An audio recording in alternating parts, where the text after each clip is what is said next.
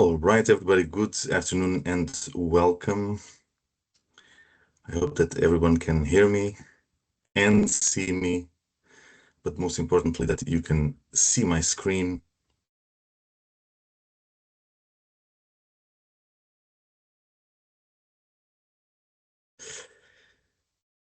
All right, I have confirmation that all is good. So therefore, I will begin. So thank you, everybody, for joining. This is the Cybersecurity Leadership and Decision Making for Executives. I'm going to tackle quite some ground on this one, so let me just get started with it. So I want to start with this line from Stefan Napu. If you don't know who he is, please search him online. He's a great cybersecurity governance expert, been in the industry for years. But this is his quote. Cybersecurity is much more than a matter of IT. It's about leadership. It's about culture and the decisions you make under pressure. And that's what we're going to talk about today as well.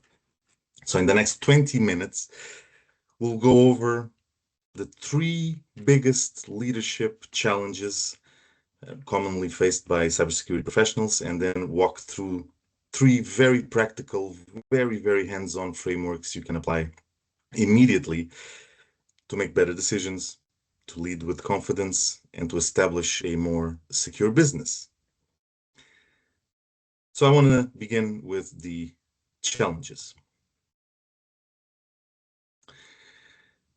All right, so as cybersecurity professionals, especially executives, you're not short on information. You have information. What usually such professionals lack or are short on is leverage, time, and clarity.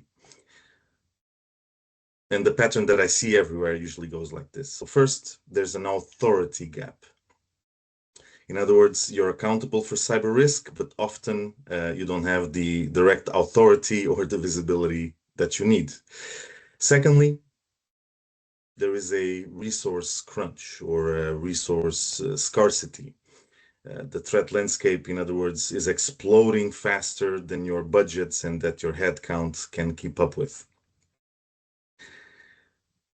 And third, there is a crisis paralysis. So in the heat of an incident, decision-making can slow down and can even stop just when it needs to accelerate and be done properly. So I'll briefly bring each of these to the forefront, and then we'll spend most of our time on the frameworks that will address them and solve them.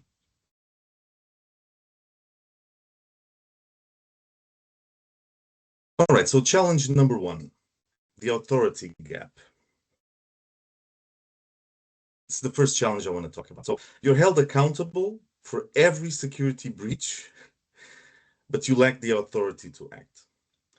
And I'm sure you've seen this before. Many CISOs or cyber leaders will report into the CIO, to the CTO, or to the CFOs. And that's a business decision, of course, but this means that the people tasked with protecting the business, most often they don't control the budget or even the priorities. And that creates misaligned incentives, slower decision making, and basically a culture where security is an afterthought instead of a business enabler where it should be. And this leaves you or any cybersecurity professional liable for breaches, powerless at the same time to prevent them, or having very little possibility to act as you want. And well, how many of you feel this pressure on a daily basis? I'm sure it's not just a few. And it's not just frustrating, of course. This is very dangerous. Just think about the last time, your security team raised a red flag, but had to put it on hold or had to queue it behind projects that had more visibility. You could see the risk clearly, very obvious to you, but the people holding the money, the people holding the resources didn't feel the same way. So that's the authority gap in action. Can you can you feel the weight of this? All right. Challenge number two is the resource crunch or the resource scarcity, especially in an environment where threats keep becoming more and more. For example, ransomware remains a top concern. AI is absolutely inflating and supercharging phishing and deepfakes.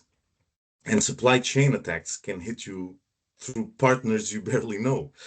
And at the same time, your teams face alert fatigue, vulnerability backlogs that exist now for maybe months. But the business expectation is do more with less. But in cybersecurity, that often means doing more with less safety, which is really not the same thing. I'm sure you can visualize your or a SOC team of two people reacting to an international ransomware attack that can affect 10,000 machines worldwide, right? A supply chain, is hit, the attack escalates, completely freezes production. Customers complain, demand compensation, threats like with lawsuits, leave. The company stock goes down 20%, and you're alone in the SOC room with your two specialists, just hugely understaffed and exhausted and a bit, insufficiently staffed and without the resources. So this is also something that it's a big challenge. And last but not least, crisis paralysis. So that's challenge number three that I want to talk about.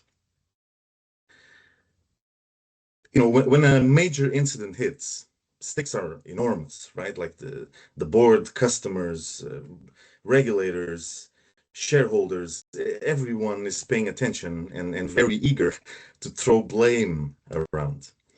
The reactive mode dominates. There's no time for strategy. One wrong call, it's game over.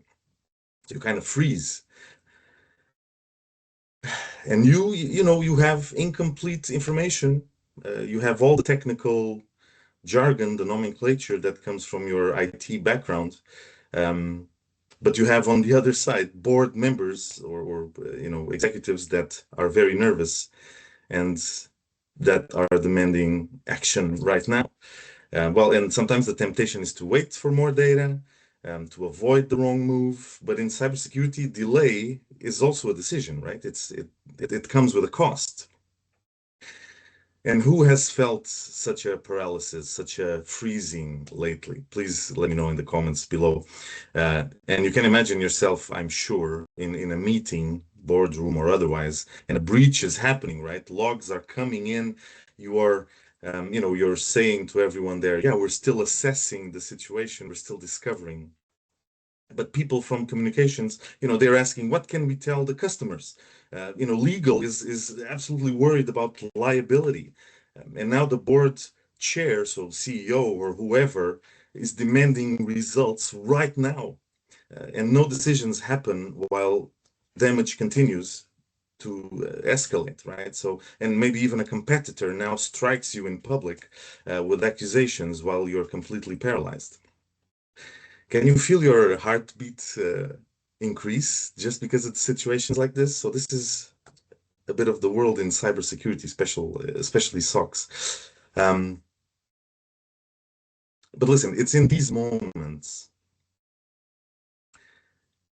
that your ability to lead, not your technical knowledge, your ability to lead. It's in these moments that your ability to lead determines whether your organization bends just slightly or if it breaks. So, okay, these are the three challenges, the three realities, right? We've covered authority gap, resource crunch, crisis paralysis. Now, let's shift gears into three frameworks, three ways of thinking that you can use to lead more decisively despite any of these challenges we spoke about. And these three frameworks are originated from NIST CSF 2.0. These are also originated from just successful actions done by CISOs overall and just standard executive playbooks, right? So we'll cover authority alignment. That's number one. We'll cover the lean prioritization matrix, and we'll cover the crisis command protocols. So it's simple, actionable, and impactful. Okay, are you ready? Let's go. Right, so framework number one is about closing the authority gap. So we're going to have a quote from Mr. Napo here, and he reminds us that cybersecurity is about anticipation, it's about education, it's about detection, it's about reaction, and ultimately resilience. And that sits very clearly, very squarely in governance. So this framework will help you reposition cybersecurity as a core part of the executive decision-making, not just a technical side note or a vague right arm of the business.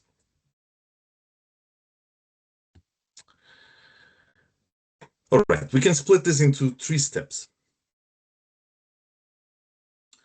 Step number 1, stakeholder mapping.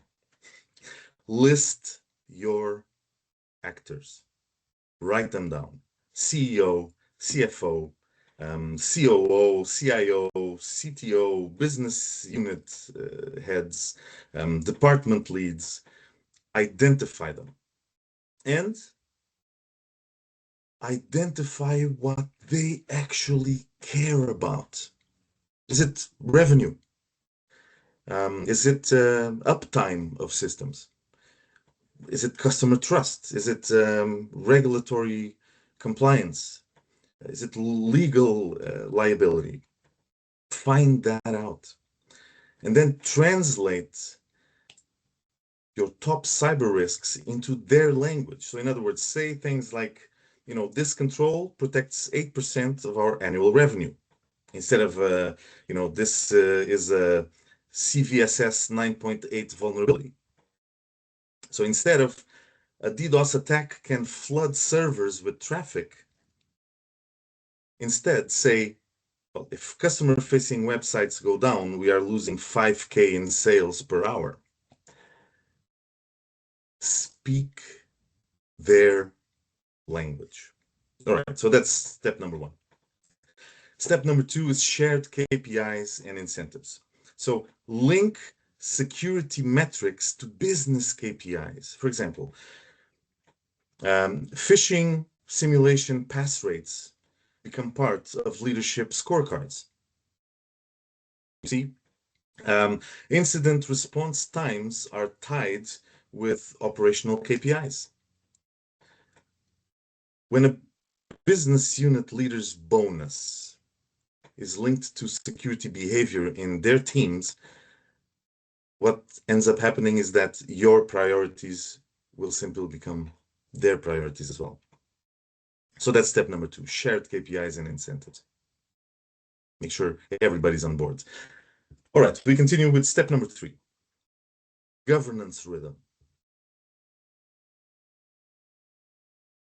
So establish a predictable and consistent rhythm. What do I mean by this? So quarterly CEO level risk reviews, right? You present your top 3 risks that could hit revenue or operations in that quarter. You can have annual board deep dives, to establish some strategy and establish like the 3-year threat horizons based on current predictions, taking maturity gaps into consideration, etc. And create a NIST CSF-based dashboard showing where you are in a basic, intermediate, or advanced setting in regards to functions, right? So the goal is not perfection. The goal here is shared visibility and shared ownership. Because over time, this shifts the CISO from, the person who always says no to the partner who protects business growth. And that's a very important shift there. So think of one executive, start there. Think of one executive who most influences your security budget.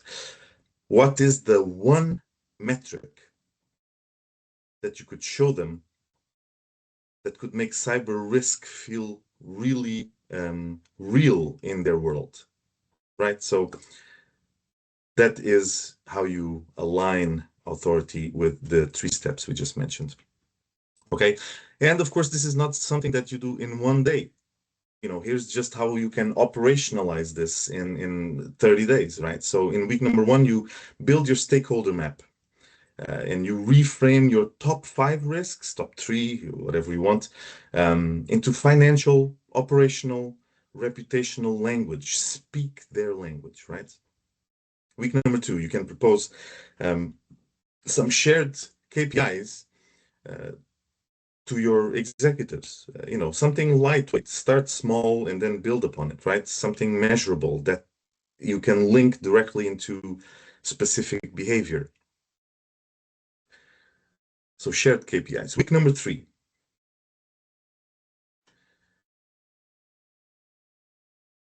Dashboarding. So information visibility. So construct one-page NIST CSF dashboard where you are strong, where you accept the risk, and where you plan improvement. Make sure these things are visible. And week number 4, you can use that one-pager in that first CEO review, positioning cybersecurity as business resilience, not just, IT hygiene or anything like that. So in other words, you've achieved visibility, you've established something that you can build upon to make cybersecurity a business partner, in other words, okay? And if you just do this over the next month, you will really radically improve your decision leverage because you become a partner. All right.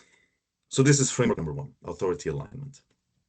Let's move into framework number 2. So this is lean prioritization. What does this mean? This means that if everything is urgent, nothing is urgent, right? If everything comes at you at the same time, and we will tackle this on the 3rd framework, right? The paralysis. But if everything hits you at the same time, what do you do? So framework 2 addresses the resource scarcity, the resource crunch. So Stefan Napo nails it on this one. He says that one risk is pretending threats don't exist, and the other is trying to treat all risks equally. So this framework helps you focus effort where it truly matters, so that your teams stop being busy, and start being effective, where it counts. All right, so let's take a quick look at the matrix. And there's many. This is the simplest one that I could come up with, just to really, really bring these principles in a very simple way so that it's understandable. Because in other words, this is a framework you can adapt to any kind of business. All right. But here's the 2x2 impact versus urgency matrix. All right, you have high impact, high urgency. You have high impact, low urgency. You have low impact, high urgency, and low urgency and impact. So high impact, high urgency, right? So this is the kind of scenario where drop everything and handle. Like nothing else matters except that, and these are things like an active ransomware attack, encrypting production files in real time. This is actually a real life scenario. This is wire fraud via compromised CEO email. This is customer PII database exfiltration ongoing. This is a DDoS taking down an e-commerce website. So these require your best people and your fastest decisions. This is, gentlemen, the fire is burning right now. We need to put it down immediately. So this is firefighting. It's the red quadrant there. All right, you have high impact, low urgency. So these are usually called the silent killers, right? Because they have the massive potential of creating damage if exploited,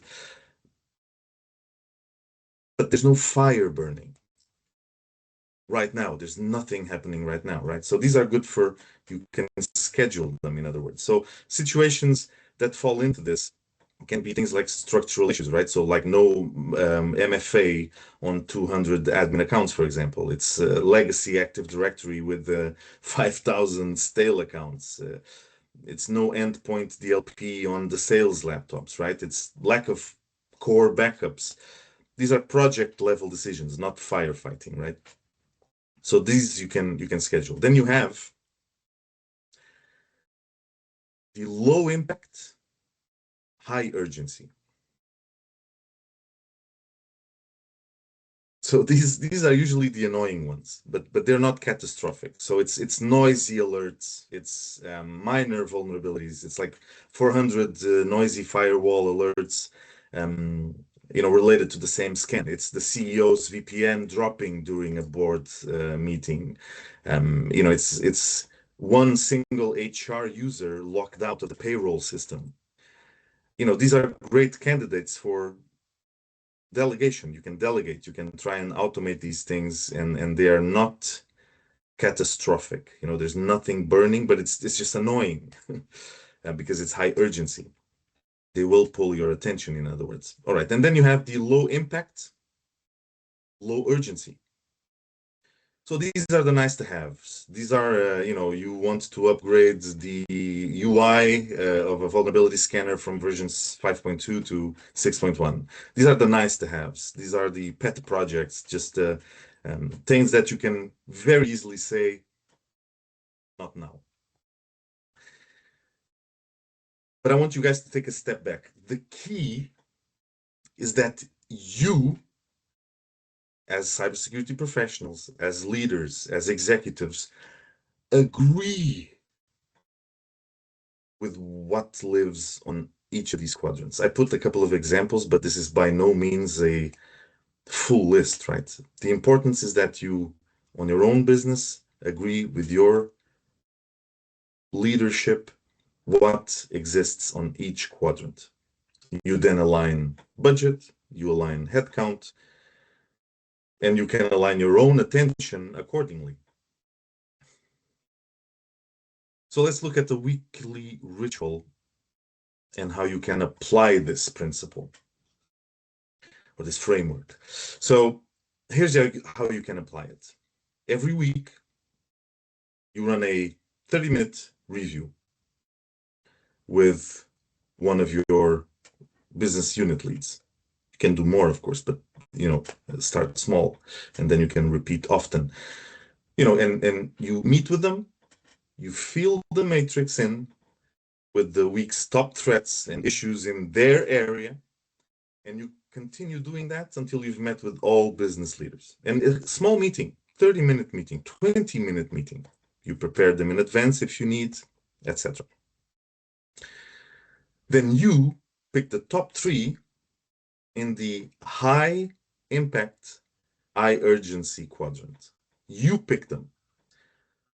And those will get explicit executive sponsorship and rapid decision paths. Who can approve? What's the budget? What can be postponed to make room? What cannot be postponed? So basically, what's the plan, and how will it be handled if it happens, right? You also pick at least one high impact, low urgency. A structural improvement like maturing identity and access management or network segmentation or third-party risk assessments. That's actually how you avoid being permanently on the red area there. That's how you avoid being permanently stuck in firefighting mode. You select one high impact but low urgency, because then you can work on them with time. And finally, you either automate or you delegate, or you just consciously and purposefully drop items in the lower quadrants. And this is how you reclaim capacity. Like you ask yourself, if I had to cut 30% of our security work which items in the lower quadrants could we stop doing first? And that question alone, it will unlock huge focus on more important areas.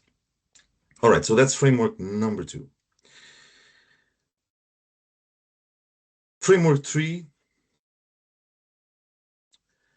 addresses the crisis paralysis. So framework 3 is for those 2 a.m. calls situations. It's the crisis command protocol, the crisis command center, whatever you want to call it. So Napo warns us here, and he says that reputations are built over decades and they can be destroyed within minutes. Your job is to make sure that those minutes are led, not improvised. Okay, let's deep dive into this a bit more. So this is nothing more, nothing less than a predefined leadership structure for cybersecurity incidents. This alone will turn chaos into clockwork. This is what will bring you from a reactive condition to a proactive one. So first, define roles before the crisis. Write down a Rocky table. Who is the incident commander? Usually it's the CEO or the COO. This person is who often has the final decisions on, shall we do a trade-off? Shall we go ahead? Shall we not go ahead? Do we make any compromises? This is the driver of the car, the incident commander, or whatever other name you want to give it. You get a technical lead, the person that understands the technology environment. This is absolutely fundamental nowadays. This can be the CTO, the CIO, whatever the label. And of course, you take the security lead. This is usually you or a CISO or whoever owns security as a operation. So the person who can access logs, can know, how risk treatments were, has results of risk assessments, etc. And of course, you should also always have a communications lead, not just external, but internal as well. Because you want to make sure that you can communicate with regulators, you can communicate with the customers, with the media, but also internally with colleagues, peers, etc. And then you split it into 4 phases, right? So you assess, what do we know? What don't we know? What's the potential impact? Is the breach confirmed? What is the percentage of encryption that has been, able to be done? Is there lateral spread? Does this involve customer data? Are we going to be facing GDPR fines? Things like that. You assess the situation. And then you contain it. So what actions can we take in the next hour or less to stop the bleeding? What do we kill? What do we stop? So shall we put our ERP offline? Shall we just cut the internet altogether? Like, what are the next steps so that we can contain? And then you communicate, right? So you need to understand who needs to know things right now. What is the safe answer versus the honest answer? Like, how much can you say publicly, for example? How much can you communicate to other board members, to customers, to regulators, to the public, etc. And then you recover, of course. That's the final one. On this one, you ask questions like, how do we restore operations? What do we learn from the incident? What is the restore sequence? How do we test if the restore works? Do we just go ahead and test later, or do we test before? Things like that are done on this final phase. So as you can see, this is just a protocol, a set of actions that will turn an unstructured panic into a series of manageable decisions. And I need to be honest, why does this sometimes just saves companies? Because there's no role confusion, Instead of a 2-day response, maybe you can respond in 2 hours. Executives know how to make the trade-offs. What is the cost of a decision? Things do not become technical debates anymore. And communications, of course, prevent panic. You are proactive.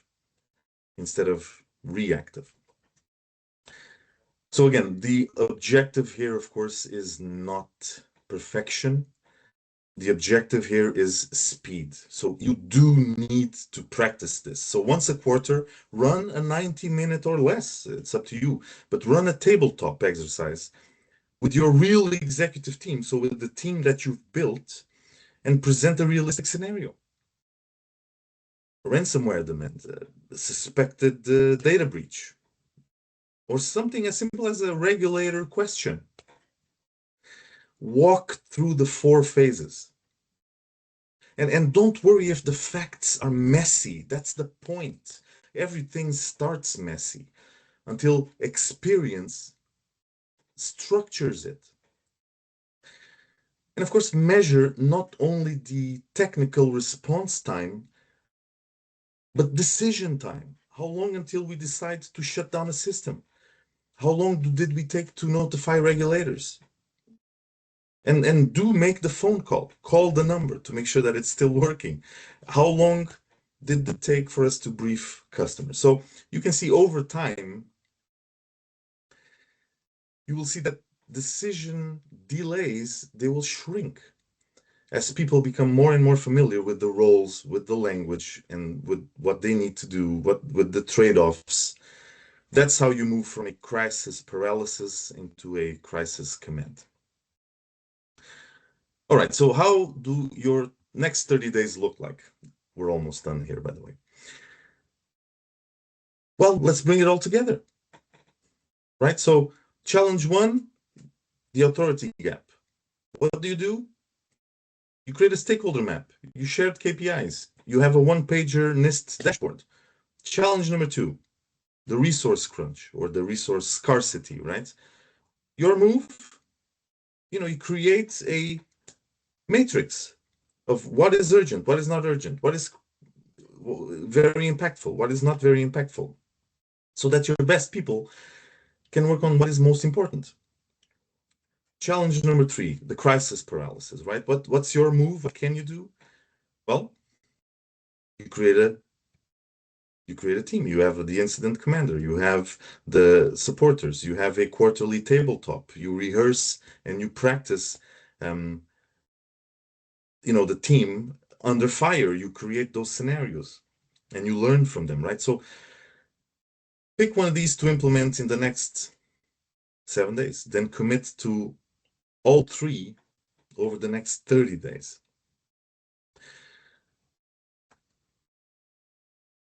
Because cybersecurity, again, it's not just IT, it's business resilience, right? And I want to give you one of my favorite quotes about decision making,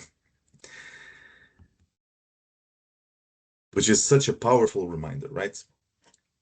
Ratan Tata tells us that he makes decisions and then makes them go right. So I'm putting this quote here because the fear of making decisions is real.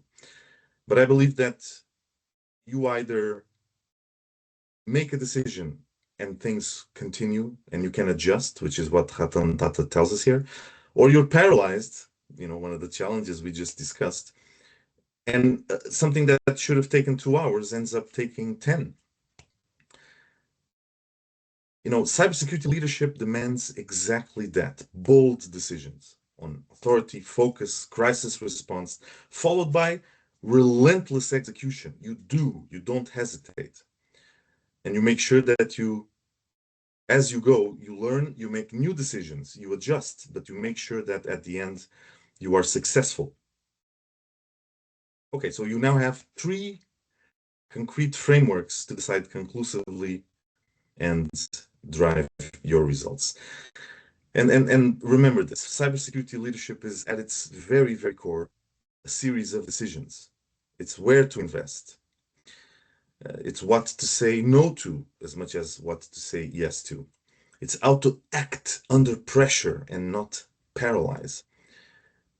And with these frameworks, with these ways of thinking, you can make those decisions with much more clarity, much more confidence. And yeah, I hope that I was of service and that I could help. All right, I don't know if there's any questions, but this is my presentation. Thank you very much for joining. Let me just check if there's any questions on the chat.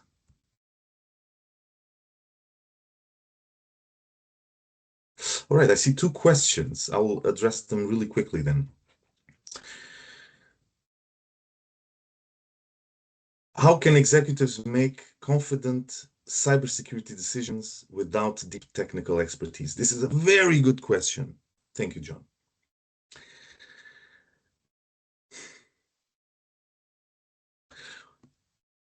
Quick answer, they can't.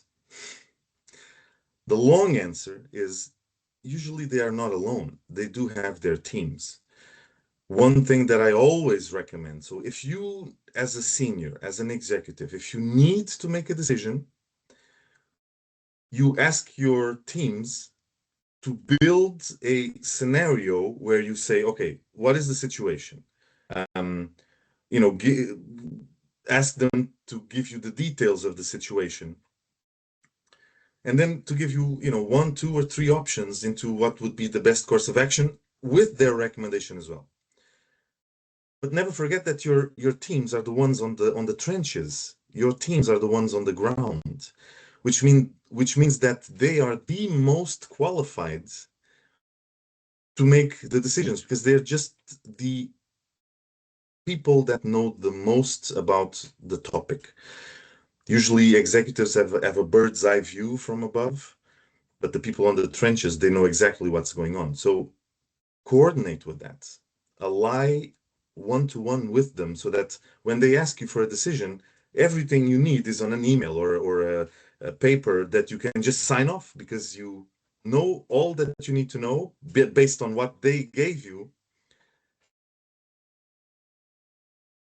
And you also have a track record of the request and your approval and etc. Right? So it doesn't mean, of course, that because you don't have deep technical expertise that you cannot make confident cybersecurity decisions. I hope I was clear on that one. Thank you, John. There's one more question that I will address. So, Jesse, I hope I'm pronouncing your name correctly. That is a very good question. So, during a major cyber incident, what should the executive team focus on in the first 24 to 48 hours? Very good question. So, what I invite, the quick answer